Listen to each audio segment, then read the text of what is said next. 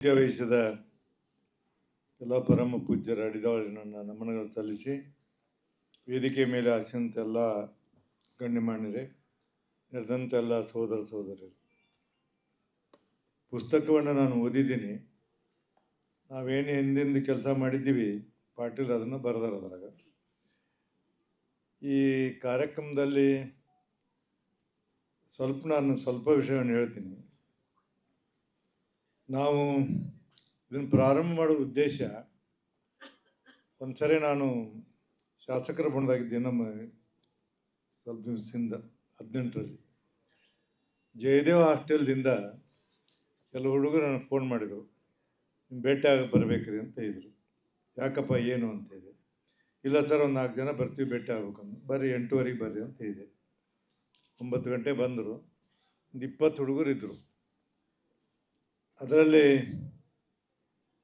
ಒಬ್ಬಾಕಿ ಶಿವಮೊಗ್ಗದ ಹುಡುಗಿ ನನಗೆ ಹೇಳಿದ್ಲು, ಸರ್ ನಾನು 97% ತೊಗೊಂಡಿನಿ, ನನಗೊಂದು ಸೀಟ್ ಸಿಕ್ಕಿಲ್ಲ ಒಂದು ಕಾಲೇಜಲ್ಲಿ. 88% ಸೀಟ್ ಸಿಕ್ಕಿದೆ, ನನಗೆ ಸಿಕ್ಕಿಲ್ಲ ಅಂತ. ಯಾಕಮ್ಮ ಅಂದೆ. ನಮ್ಮ ರಿಸರ್ವೇಷನ್ ಇಲ್ಲ. ಹೌದಾ ಅಂತ ಹೇಳ್ಕೊಂಡು ಹೇಳಿ, ಅದಕ್ಕೆ ಏನು ಮಾಡಂತೀರಿ, ಮತ್ತು ನೀವೆಲ್ಲ ದೊಡ್ಡವರದಿರಿ, ಹೋರಾಟ ಮಾಡಬೇಕು, ಇದು ನಮ್ಮದೊಂದು ಲಿಂಗಾಯತರದ ಒಂದು ರಿಸರ್ವೇಷನ್ ಮಾಡೋಕೆ ನೀವು ಏನು ಮಾಡ್ಬೇಕಂತಂದರು. ಆಯ್ತಮ್ಮ ಅಂತ ತಿಳ್ಕೊಂಡು ಅವತ್ತು ಅದನ್ನು ಸ್ಟಾರ್ಟ್ ಮಾಡಿ ಇವರೆಲ್ಲರೂ ಕೂಡ ಮಾತಾಡಿ, ಜಾಮದಾರ್ ಅವರು ಕೂಡ, ಪಾಟೀಲ್ರು ಕೂಡ ಎಲ್ಲ ಮಾತಾಡಿ ನಾವು ಪ್ರಾರಂಭ ಮಾಡಿದೆವು. 2 ಸಭೆ, ಭಾಳ ದೊಡ್ಡ ಸಭೆ, ಹುಬ್ಬಳ್ಳಿಯಲ್ಲಿ ಭಾಳ ದೊಡ್ಡ ಸಭೆ ಆಯಿತು, ಬಿಜಾಪುರದಲ್ಲಿ ಆಯಿತು, ಎಲ್ಲ ಆಯಿತು. ಅದಕ್ಕೆ ವಿರೋಧ ಪ್ರಾರಂಭ ಆಯಿತು. ನಾನು ಮತ್ತು ಸಾಣೇಹಳ್ಳಿ ಗುರುಗಳು ಮೈಸೂರಿಗೆ ಹೋಗಿದ್ದೆವು, ನೆನಪೈತಿ ಅವ್ರಿಗೆ. ಮೈಸೂರಾಗ ಅಲ್ಲಿ ಎಂಥ ಮಠ ಅದು, ಹೊಸಮಠದಲ್ಲಿ ಹೋಗಿದ್ದೆವು. ನಮ್ಮ ಸಭೆ ಆಗಬಾರ್ದು ಒಂದು ಬಸ್ನಲ್ಲಿ ಮಂದಿ ಬಂದು ನಮ್ಮ ಪ್ರೊಟೆಸ್ಟ್ ಮಾಡಿದ್ರು. ನಮಗೆಲ್ಲ ಧಿಕ್ಕಾರೆಲ್ಲ ಕೂಗಿದರು. ಧಿಕ್ಕಾರಕ್ಕೆ ಹೋಗಿದ್ರು. ಅವ್ರು ಹೆದರ್ಕೊಂಡು, ಬೇಡ ಸರ್, ಸಭೆ ಮಾಡೋದು ಬೇಡ ಅಂತ ಹೇಳಿದರು. ನಾ ಏನು ಬೇಕಾದ ಬರಲಿ, ಅದ ಸಭೆ ಮಾಡೋಣ ಅಂತ ತಿಳ್ಕೊಂಡು ಹೇಳಿದೆ. ನಾನು ಮತ್ತು ಸಾಣೇಹಳ್ಳಿ ಗುರುಗಳು ಕೂತ್ಕೊಂಡು ಅವರು ಬಂದ್ರಲ್ಲಿ. ನಮ್ಗೆ ಯಾರು ಧಿಕ್ಕಾರ ಮಾಡಿದರು, ಯಾರ್ಯಾರು ಏನು ಪ್ರಶ್ನೆ ಕೇಳ್ತಾರೆ ಕೇಳಿ, ನಾವು ಉತ್ತರ ಹೇಳ್ತೀನಿ ಅಂತ ಹೇಳಿ. ಯಾರೂ ಪ್ರಶ್ನೆ ಕೇಳಿಲ್ಲ. ಕೇಳಿ ಮತ್ತು ಯಾಕೆ ಅಲ್ಲೆಲ್ಲ ಧಿಕ್ಕಾರಗೂ ಇಲ್ಲಿ ಕೇಳಿರುತ್ತೆ ಇದೆ. ಹಿಂಗಾದ ನಂತರ ಬರ್ತಾ ಏನಾಯ್ತಂದ್ರೆ, ವೀರಶೈವ ಮಹಾಸಭೆಯವರು ಅದಕ್ಕೆ ಬೇರೆ ಬೇರೆ ವ್ಯಾಖ್ಯಾನವನ್ನು ಮಾಡಿದರು. ಅದಕ್ಕೆ ಕೆಲವರು ಸ್ವಾಮಿಗಳು ಅದ್ರ ಕೂಡ ಕೈ ಜೋಡಿಸಿದರು. ಕೈ ಜೋಡಿಸಿದ ಕೂಡಲೇ ಹೆಂಗೆ ನಮ್ಮಲ್ಲಿ ಡಿಸ್ಪ್ಯೂಟ್ ಶುರು ಆತಂದ್ರೆ, ವೀರಶೈವ ಅನ್ನೋದು ತೆಗಿಬೇಕಂತ ನಾವು, ಲಿಂಗಾಯತ ಅಂತ ಇಡಬೇಕಂತ ನಾವು, ವೀರಶೈವ ಇಡಬೇಕಂತ ಅವರು. ಎಲ್ಲ ಹೋಗಿ ಮುಖ್ಯಮಂತ್ರಿಗಳ ಕಡೆ ಹೋದಿವಿ. ಮುಖ್ಯಮಂತ್ರಿ ಇವರೇ ಇದ್ರು ಅವಾಗೂ. ಅವ್ರೇನೇ ಇದ್ರು ಒಂದು ಮಾತು, ನೀವೆಲ್ಲರೂ ಕೂಡಿ ಬರ್ರಿ ಅಂತಂದ್ರು ಅವರು. ನೀವೆಲ್ಲರೂ ಕೂಡಿ ಬರ್ರಿ ಅಂದ್ರೆ ಯಾರು ಅದಕ್ಕೆ ನಾನು ಹಿಂಗೆ ಯಾರು ಎಲ್ಲರೂ ಕೂಡಿ ಬಾ ಅಂದ್ರೆ ಯಾರಪ್ಪ ಅಂತ ಇದೆ. ಇಲ್ಲ, ನೀವು ಅಲ್ಲೆಲ್ಲ ಏನೊಂದು ಬೇರೆ ಒಳಪಂಗಡದಲ್ಲ ಅವರೆಲ್ಲ, ನೀವು ಕೂಡಿ ಬರ್ರಿ ಅಂದರು. ಒಳಪಂಗಡ ಎಲ್ಲರೂ ಕೂಡಿ ಬರ್ಬೇಕಾದ್ರೆ ನಾವ್ಯಾಕೆ ಬರ್ಬೇಕಿಲ್ಲ ಅದಕ್ಕೆ. ಆರ್ಗ್ಯುಮೆಂಟ್ ಆದ ನಂತರ, ಇಲ್ಲ ಏನು ಕೊಡ್ರಿ ಅಂದರು. ನಾವೇನು ಎಲ್ಲರೂ ಕೂಡಿ ಬರೋದಿಲ್ಲ, ನಾವು ಕೊಡ್ತೀವಿ, ಲಿಂಗಾಯತನ ಸಪ್ರೇಟ್ ಧರ್ಮ ಮಾಡಬೇಕಂತ ಮಾಡ್ಲಿಕ್ಕೆ ಏನಾರು ಮಾಡ್ಕೊ ಅಂತ ಹೇಳಿದೆ. ಆಮೇಲೆ ಅವರು ಮುಂದಾದ ನಂತರ ಅದನ್ನು ಸರ್ಕಾರಕ್ಕೆ ಕಳಿಸ್ಕೊಟ್ರು, ಕೇಂದ್ರ ಸರ್ಕಾರಕ್ಕೆ. ಅಲ್ಲೆಲ್ಲ ಪೊಲಿಟಿಕ್ಸ್ ಏನು ಆಯಿತು. ಒಟ್ಟಾರೆ ಇವತ್ತು ಪಾಟೀಲ್ ಹೇಳ್ದಂಗೆ ಪುಸ್ತಕದ ನೆವದು ಕೂಡ ನನಗೇನು ಅನಿಸ್ತಿದೆ ಅಂದ್ರೆ, ನಾವೆಲ್ಲ ಭಾಳ ಹೋರಾಟ ಮಾಡಿದ್ವಿ. ಹೋರಾಟ ಮಾಡಿ ನಮ್ಮ ಹುಬ್ಬಳ್ಳಿಯಲ್ಲಿ ನೆಹರು ಸ್ಟೇಡಿಯಂನ ಕಾರ್ಯಕ್ರಮ ಮಾಡಿದ್ವಿ. ಸುಮಾರು ಒಂದು 20-25 ಸಾವಿರ ಜನ ಕೂಡಿದ್ರು. ಅಲ್ಲಿ ನಮ್ಮೊಬ್ಬರು ಸ್ವಾಮಿಗಳು ಒಂದು ಉಲ್ಟಾ ಭಾಷಣ ಮಾಡಿಬಿಟ್ರು. ಅದು ದೊಡ್ಡ ಗದ್ದಲ ಶುರು ಆಯಿತು.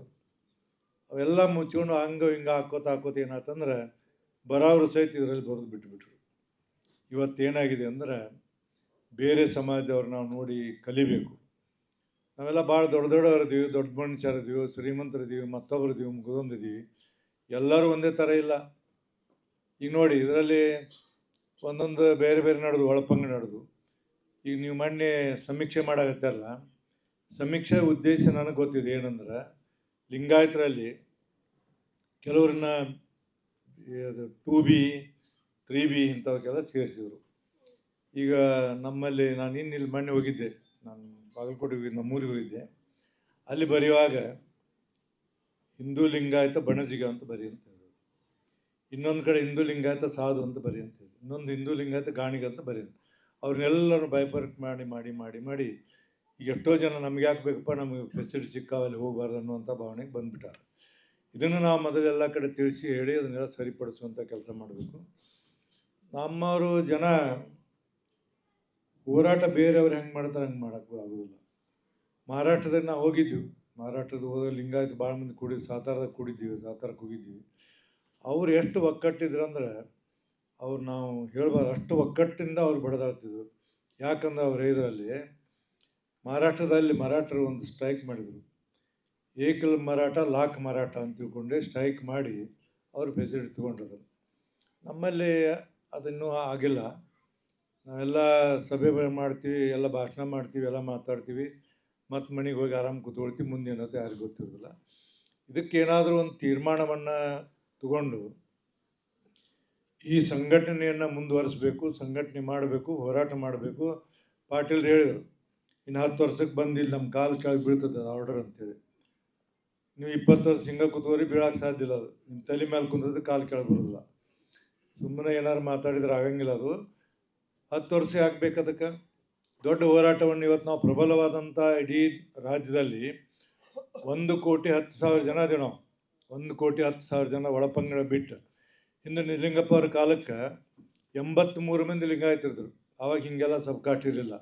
ಈಗ ಪಂಚಮಸಾಲಿ 2B ತಗೋ ಅಂತ ಹೇಳ್ತಾರೆ. ಅವರೊಂದು ಹೊಂಟರು. ಅವ್ರು ಹೊಂಟಾಗ ನಾನು ಮಣ್ಣು ಕೇಳಿದೆ ಸ್ವಾಮಿಗಳನ್ನ, ನೀವು ಏನು ಬರ್ಕೊಂಡಿರಿ ನಿಮ್ಮ ಸರ್ಟಿಫಿಕೇಟ್ನ? ಹಿಂದೂ ಲಿಂಗಾಯತ ಐತಿ, 2B ತೊಗೊಂಡ್ರೆ ಅಂತ ಹೇಳಿರಿ. ಲಿಂಗಾಯತ ಎಲ್ಲ 2B ಅದು ಪಂಚಮಸಾಲಿ ಅಂತ ಬರೀತಾರೆ. ಅವಾಗ ಮುಂದೆ ಏನು ಮಾಡ್ತೀವಿ ಅಂತ ಕೇಳಿ. ಇಂಥ ಇವೆಲ್ಲ ಏನದಾವ ಒಳಗಿನೂ ಇವೆಲ್ಲ ಹೋಗಬೇಕು. ಎಲ್ಲರೂ ನಾವು ಬರೀ ಎಲ್ಲ ಸ್ವಾಮಿಗಳು ಬಾರ ಹಾಕೋದು, ನಮ್ಮ ಮೇಲೆ ಅವ್ರು ಹಾಕೋದು ಇದೆಲ್ಲ ಆಗಬಾರ್ದು. ಇವತ್ತೊಂದು ಏನಾರು ಒಂದು ತೀರ್ಮಾನ, ಒಂದು ಕಮಿಟಿ ಮಾಡಬೇಕು. ಕಮಿಟಿ ಮಾಡಿ ಅದಕ್ಕೆಲ್ಲರನ್ನು ಒಳಗೊಂಡು ಒಂದು ಹೋರಾಟವನ್ನು ಮಾಡಿ, ಹೋರಾಟವನ್ನು ಪ್ರಾರಂಭ ಮಾಡಬೇಕಾದ್ರೆ ಭಾಳ 1 ಸರಿ ಬಿಟ್ಟು 100 ಸರಿ ವಿಚಾರ ಮಾಡಿ ಹೋರಾಟ ಮಾಡಬೇಕು. ಪ್ರಾರಂಭ ಮಾಡಿದರೆ ಬೇಕಾದ ಬಂದರೂ ಅದಕ್ಕೆ ಯಾರು ಹಿಂದೆ ಸರಿಲಾರ್ದಂಥ ಸ್ಥಿತಿಗೆ ಬಂದರೆ ಇಂಥ ಕಾರ್ಯಕ್ರಮ ಮಾಡಬೇಕು. ಇಲ್ಲಾಂದರೆ ಪುಸ್ತಕ ಬರೆದಾರ ಅವ್ರ ಬಗ್ಗೆ 1-2 ಒಳ್ಳೆ ಮಾತಾಡಿ ನಮ್ಮ ಮನೆಗೆ ಹೋಗೋದು ಒಳ್ಳೆಯದು. ನನ್ನ ಸ್ಪಷ್ಟವಾದಂಥ ಅಭಿಪ್ರಾಯ. ಇದಕ್ಕೆ ನಾನು ಹೇಳ್ತೀನಿ, ನಾವೆಲ್ಲ ಭಾಳ ಸಫರ್ ಆಗೀವಿ, ಬಟ್ ನಾವೇನು ಅದಕ್ಕೂ ಎದುರು ನಮಗೇನು ಆಗಬೇಕಾಗಿಲ್ಲ. ನಾವು ಯಾಕೆ ಕೊಟ್ಟನು ತೊಗೊಳ್ಳೋರಲ್ಲ, ಎದು ಬೇಡ. ಇವತ್ತೊಂದು ತೀರ್ಮಾನ ಮಾಡಿ ಬರುವಂಥ ದಿನಮಾನಗಳಲ್ಲಿ ಇದನ್ನು ಮಾಡಿದರೆ ಇದೊಂದು ಲಿಂಗಾಯತರ ಸಪ್ರೇಟ್ ಧರ್ಮ ಅಂತ ಆದರೆ ಇದಕ್ಕೆ ಬರುವಂಥ ಇವತ್ತೇನು ಮಕ್ಕಳದಾರ ಅವರಿಗೆ ನಮ್ಮ ವಯಸ್ಸೆಲ್ಲ ಒಂದು 50 ವರ್ಷ 45 ವರ್ಷ ಬಂದಾಗ ಅವ್ರಿಗೆ ನೆಮ್ಮದಿ ಅಂತ ಬದುಕು ಕೊಡಲಿಕ್ಕೆ ಸಾಧ್ಯ ಇದೆ. ಅದನ್ನು ಮಾಡುವಂಥ ಕೆಲಸವನ್ನು ಮಾಡಬೇಕಾದ್ರೆ ನಾವೆಲ್ಲರೂ ಒಕ್ಕಟ್ಟಾಗಿ ಹೋರಾಟವನ್ನು ಮಾಡಬೇಕು. ಹೋರಾಟಕ್ಕೆ ಎಷ್ಟೇ ವಿಘ್ನಗಳು ಬಂದರೂ ನಾವು ಗಟ್ಟಿಯಾಗಿ ನಿಲ್ಲಬೇಕು. ಅದಕ್ಕೆಲ್ಲ ಜಾಮದಾರ್ ಅವರು ಎಲ್ಲ ಇದನ್ನು ತಯಾರು ಮಾಡ್ತಾರೆ, ವೇದಿಕೆಯನ್ನು. ನೀವೆಲ್ಲರೂ ಕೂಡಿ ಹೋರಾಟವನ್ನು ಪ್ರಾರಂಭ ಮಾಡೋಕ್ಕಿಂತ ಮೊದಲು ಒಂದು 3-4 ಮೀಟಿಂಗ್ ಮಾಡೋಣ. ಒಂದು ಕಮಿಟಿ ಮಾಡಿರಿ.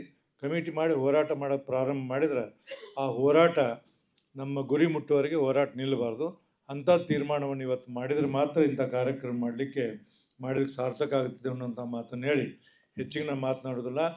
ಏನು ನೀವು ನಿರ್ಣಯ ತಗೊಳ್ತೀರಿ ಆ ನಿರ್ಣಯಕ್ಕೆ 100ಕ್ಕೆ 110% ನನ್ನ ಬೆಂಬಲ ಇದೆ. ಮತ್ತು ಅದಕ್ಕೆಲ್ಲ ರೀತಿಯಿಂದ ನನ್ನ ಸಹಕಾರ ಮಂದಿ ಏನು ತಯಾರು ಮಾಡೋದು ಮಾಡ್ತೀನಿ. ನಾನು ಸಭಾಪತಿ ಇದ್ದರೂ ಸಹಿತ ಇದೇನು ರಾಜಕೀಯ ಅಲ್ಲ. ಇದೊಂದು ಪ್ರತಿಷ್ಠೆ ಪ್ರಶ್ನೆ ಈ ಕಮ್ಯುನಿಟಿಯಲ್ಲಿ ಹುಟ್ಟಿದವ್ರಿಗೆ. ಅದಕ್ಕಂತ ಎಲ್ಲ ಕೆಲಸ ಮಾಡಬೇಕಾದ್ರೆ ಗಟ್ಟಿಮುಟ್ಟಾದ ಜನರು ಇಟ್ಕೊಂಡು ಒಂದು ಕಮಿಟಿ ಮಾಡಬೇಕು. ಕಮಿಟಿ ಮಾಡಿ ಅದಕ್ಕೊಂದು ತೀರ್ಮಾನವನ್ನು ಮಾಡೋಣ ಅನ್ನುವಂಥ ಮಾತನ್ನು ನಾನು ಇಲ್ಲಿ ಹೇಳಿ, ಇವತ್ತೆಲ್ಲ ಸರ್ಕಾರಿ ಕಚೇರಿಗಳಲ್ಲಿ ಬಸವಣ್ಣವ್ರ ಫೋಟೋ ಹಾಕ್ಯಾರ, ಸಾಂಸ್ಕೃತಿಕ ನಾಯಕತ್ವ ಮಾಡ್ಯಾರ. ಬಟ್ ಅದೆಲ್ಲ ಆಯಿತು, ನಮಗೆ ಫಲ ಏನು ಸಿಗಬೇಕು ಅದು ಸಿಕ್ಕಿಲ್ಲ ಇನ್ನುವರೆಗೆ. ಅದಕ್ಕೆ ನಾವು ಹೋರಾಟವನ್ನು ಮಾಡಲಿಕ್ಕೆ ಇವತ್ತು ಒಂದು ತೀರ್ಮಾನ ಮಾಡೋಣ. ಆ ತೀರ್ಮಾನದಿಂದ ನಾವೆಲ್ಲ ನಡುವೆ ಅನ್ನುವಂಥ ಮಾತನ್ನು ಹೇಳಿ ತಮಗೆಲ್ಲರಿಗೂ ಶುಭವನ್ನು ಕೋರಿ ನನ್ನ ಮಾತು ಮುಗಿಸ್ತಾ ನಮಸ್ಕಾರ.